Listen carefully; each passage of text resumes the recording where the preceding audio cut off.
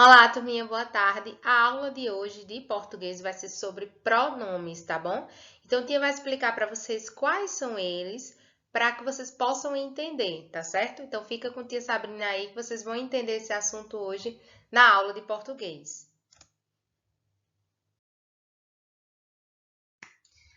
E aí, turminha, boa tarde. Vamos lá começar a nossa aula? Página 67. Pega o livrinho aí para acompanhar, tá? É o módulo 3, tá bom?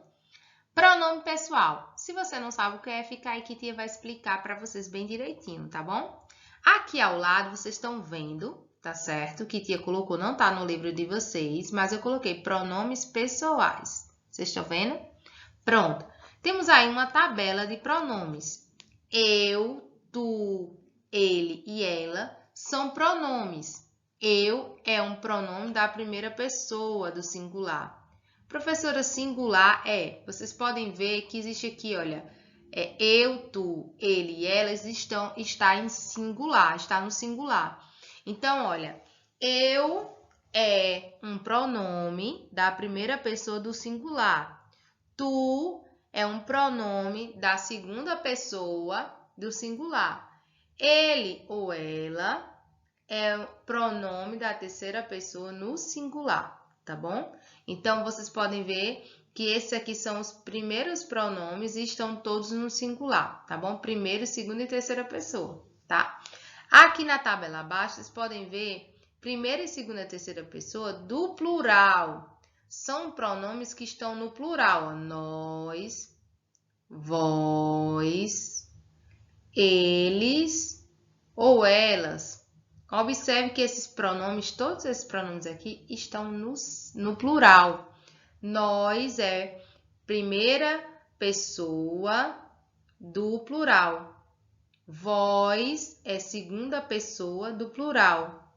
Eles ou elas é terceira pessoa do plural, certo? Então, todos esses aqui são pronomes, mas eles estão no singular ou no plural, tá bom?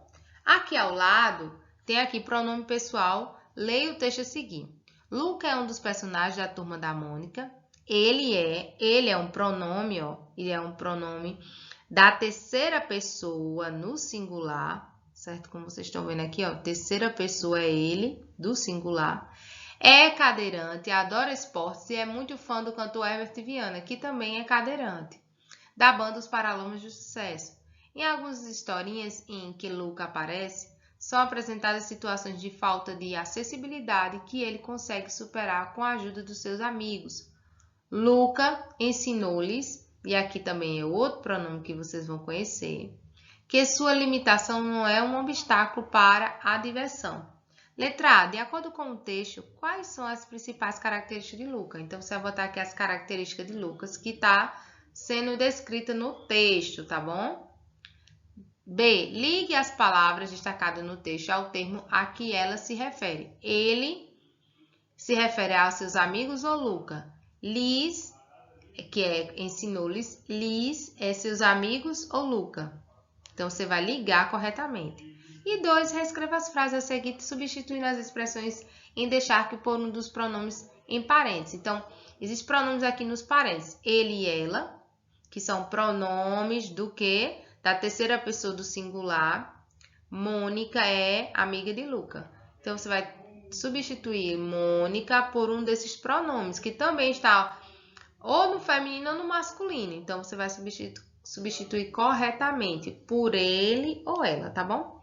Cebolinha e Cascão sempre tentam pegar a Sansão. Então, temos dois pronomes, nós e eles. Nós, primeira pessoa do plural, e eles, terceira pessoa do plural, certo? Então, você vai substituir corretamente, ou por nós ou por eles. E vai reescrever a frase aqui embaixo, já com a substituição um desses dois pronomes, tá bom? Aqui vocês podem ver que tia colocou alguns pronomes para que vocês possam conhecer.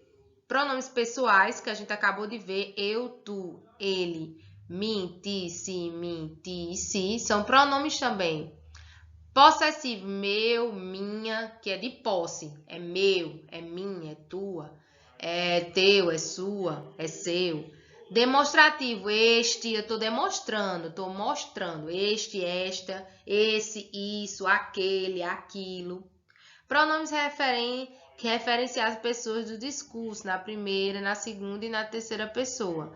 Indefinido, algum, eu não sei, ele é indefinido, eu não consigo definir, né? Então, aí, algum, alguém, tudo, nada, muito. Isso aqui são pronomes indefinidos. Pronomes interrogativos, quem, que, qual, quanta, quantos. Então, esses são pronomes interrogativos, que vêm com uma interrogação, uma pergunta, né? Uma frase interrogativa. Relativos, que, qual, cujo, onde, quem, quando, quanto. Então, esses são alguns pronomes que vocês estão vendo aí e que vocês vão ver mais à frente, tá? A gente tá primeiro vendo, né? Conhecendo pronomes pessoais, tá bom? E aí, olha, aqui tá na página 68, tá? Os pronomes que você empregou na atividade anterior substituíram verbos, substantivos ou adjetivos. Só uma dica para vocês responderem isso aí. O pronome, ele substitui substantivos. Você viu Mônica, lá na questão anterior, é um substantivo, certo? E aí você vai dizer aí, é por verbo, substantivo ou adjetivo. Pronomes pessoais são palavras que substituem substantivos. Olha aí a resposta. Eles indicam quem fala, com quem se fala e de quem ou de que se fala, tá bom? Os pronomes pessoais são classificados em retos ou oblíquos, tá bom? São duas classificações dos pronomes pessoais, ou retos ou oblíquo, e que indicam a pessoa do discurso, ou seja, a pessoa na gramática, na primeira, quem fala eu, que estou falando, né? Segunda pessoa, com quem se fala, com a pessoa que você está falando.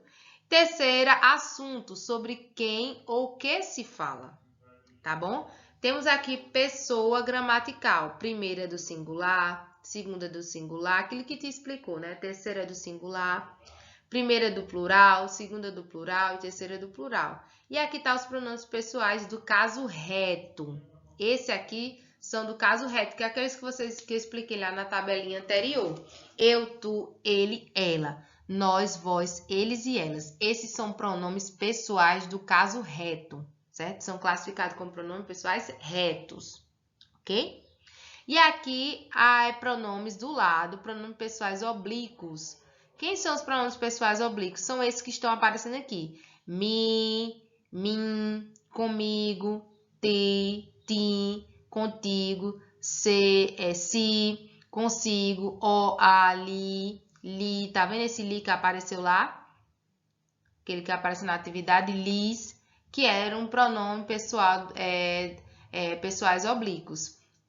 Nos, não é nós, é nos, conosco, vos.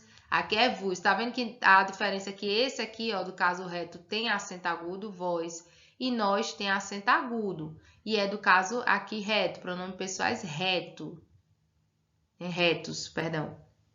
Já os oblíquos é nos e vos. Não nós e vós, é nos e vos. Convosco, se, consigo, os, as e lis. Então, esses aqui são pronomes do caso, aqui são pronomes oblíquos. Do lado aqui são os pronomes retos. Tem que aprender essa tabelinha aqui, tá? Para aprender a diferenciar. Se não aprender essa tabelinha, aí não vai conseguir, se não memorizar quais são os pronomes oblíquos, pessoais oblíquos, aí você vai se confundir. Então, use sempre essa tabelinha para tirar a dúvida, só assim você vai memorizando com a prática, tá bom? A segunda pessoa do singular tu não é utilizada em todas as regiões do Brasil, certo? Em segunda pessoa do plural e a segunda pessoa do plural, vós, quase não é utilizado no país. Então, vós quase não é utilizado. A gente nunca vê, né, a pessoa falando vós. E tu não é todos os estados que pronunciam esse pronome, tá? Do caso reto. No caso, no sul do Brasil, né, os gaúchos, eles falam muito tu. A gente vê muito eles falando esse pronome aqui, ó, tu, certo? Mas não é em todas as regiões. E vós quase não se fala. Nós e a gente. Quando você quer se referir a você ou outra pessoa, que termos costumam usar? Nós ou a gente? A expressão a gente equivale ao pronome nós, mas é usada em situação um pouco mais informais. E no singular, veja, nós somos amigos, tá aqui no plural, né? A gente é amigo, então a gente pode ser substituído por nós. Geralmente é usada, né, quando quer ser colocada a frase aqui no singular, a gente. Então, se eu colocasse aqui a gente, se eu colocar aqui nós, ficaria nós somos amigos, certo? Nós somos amigos, aí ficaria no plural. Então, esse nós aqui pode ser substituído, certo? Mas a frase ficaria no plural, como eu mostrei aí para vocês. Nós somos amigos. Aqui a gente é amigo. Então, fica aqui no singular, tá vendo? Então, esse a gente é usado bastante, a gente usa, né? Demais. No dia a dia, a gente tem usado muito essa expressão. Então, nós ou a gente, a expressão a gente equivale ao pronome nós, não se esquece, tá? Mas é mais usado em situações informais, não formais, tá bom? E aqui, atenção, essa expressão é escrita separada. Olha aí, a gente se escreve separado. Agente junto refere ao agente secreto dos filmes, ou agente de viagem, por exemplo. Então, a gente, quando eu quero falar da turma, a gente do terceiro ano gosta de chocolate. E aí é separado, quando eu tô falando assim, no termo de várias pessoas juntas, ok? E quando é a gente junto, escrevendo junto, A-G-E-N-T-E, junto, é referente a uma pessoa que trabalha, né, como espião, né, um agente secreto, tal, dos filmes, ou agente de viagem. Então, eu tenho cuidado para não escrever errado, né? Essa é uma regrinha de português que vocês têm que aprender. Agente junto é para espiões, pessoas, né, do filme e tal, ou agente de viagem. Mas se for para fazer referência a pessoas juntas, é agente, o A separado de gente, ok? Então, decora aí para não esquecer. Isso é uma regra de português para vocês não escreverem errado, tá bom? Na página 69 temos uma atividade aí, ó. Reescreva as frases substituindo a expressão em destaque por um pronome pessoal. A acessibilidade é muito importante para a sociedade. Todos deviam se preocupar com a acessibilidade. Então, olha, reescreva as frases substituindo a expressão em destaque, que está aqui em negrito, ó, com a acessibilidade, por pronome pessoal. Então, você é um pronome pessoal. Então, você vai escolher um pronome pessoal para substituir aí a acessibilidade. Lembrando que pronome pessoal é qual? É esse daqui, do caso reto e aqui oblíquo. Então, você pode usar tanto dos pronomes pessoais retos como também do oblíquo. Ele aqui não especificou que tipo de pronome ele queria, se era reto ou oblíquo, ok? B. Eu e meus amigos vimos 2 araras. Eu e meus amigos ficamos impressionados com as araras. Então, você vai substituir o que está em negrita aqui, certo? Por pronomes pessoais. Qualquer um desses que aparece aqui na tabela, tá bom? C. Os tios gostam muito de pescar. Meus tios me convidaram para pescar no sítio no final de semana. Então, vai trocar meus tios para um pronome aqui pessoal, tá bom? Ou do caso reto ou oblíquo. E reescreve a frase aqui embaixo, tá? Não se esquece. 2. Completa as frases com os pronomes pessoais do quadro abaixo, de acordo com o contexto. Tem que ter sentido, tá? Hoje, pronome, um desses pronomes que estão aqui nesse espaço, Eu, nós, tu, comigo, mim, você, eles, contigo, conosco. Então, você vai preencher os espaços aí adequadamente com esses pronomes, tá bom? Na página 69.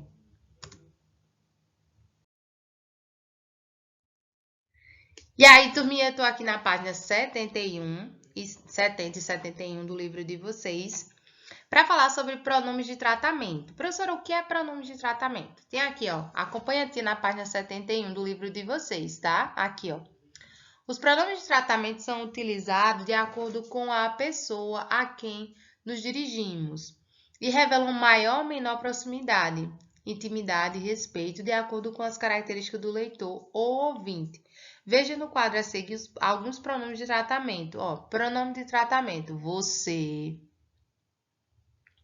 pessoas mais íntimas, né, próximo a você. Vossa Excelência, autoridade do governo, Vossa Excelência, pronome de tratamento. Vossa Majestade, reis e imperadores. Vossa Alteza é príncipes e duques, certo? Vossa Santidade, Papa. Senhor e senhora pode ser pessoas mais velhas ou a quem queremos demonstrar mais respeito. Não se esquece, tá? O significado de cada pronome desse, que tia pode perguntar a vocês depois numa avaliação, tá bom? Tem que aprender.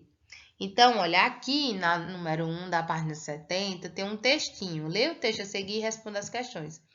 Como o arco-íris se forma e por que ele tem aquelas cores? Você já deve ter percebido que o arco-íris sempre surge após uma chuva forte. Nesse momento, pode acontecer algo chamado difração da luz. A luz solar, que é branca, passa por gotículas de água que ficaram suspensas no ar e se dividem nas 7 cores do arco-íris, que são elas: violeta, anil, azul, verde, amarelo, laranja e vermelho. Não se esqueça das cores do arco-íris, tá? Letra A. Quais elementos naturais produzem o arco-íris? E quais elementos? É chuva, é sol, é ar, é fogo, é vento? Você vai colocar aí os elementos da natureza, tá? B. Que palavra foi usada no início do texto para se dirigir ao leitor? Qual foi a palavra? Coloca aí. E C. No texto, se o texto fosse iniciado com o termo o senhor ou a senhora, haveria alteração no tratamento do leitor? Justifique sua resposta. Se sim, coloca aí nesse espaço e por quê. D. A palavra você no início do texto revela mais a proximidade e intimidade com o leitor ou mais distanciamento do leitor e mais respeito? As palavras você, senhora, senhor são pronomes de tratamento, não se esquece, tá? 71, temos a número 1 aqui, ó. Reescreva a frase a seguir, utilizando o pronome de tratamento de acordo com a indicação da pessoa. Pessoa idosa, a gente usa que pronome? Tá lá na tabelinha. Príncipe, qual o pronome que a gente usa? E rei, tá? Então, não se esquece, por favor. Qualquer coisa, consulta a tabelinha, na dúvida.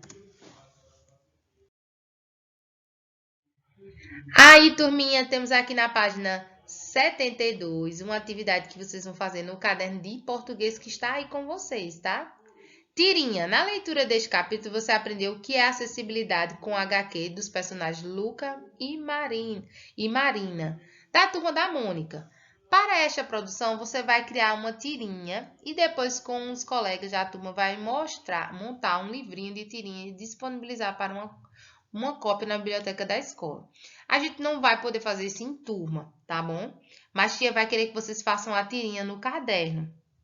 Para planejar a tirinha. Veja um exemplo de tirinha abaixo. Desvaneios com Sigmund Freud. E Freud, né?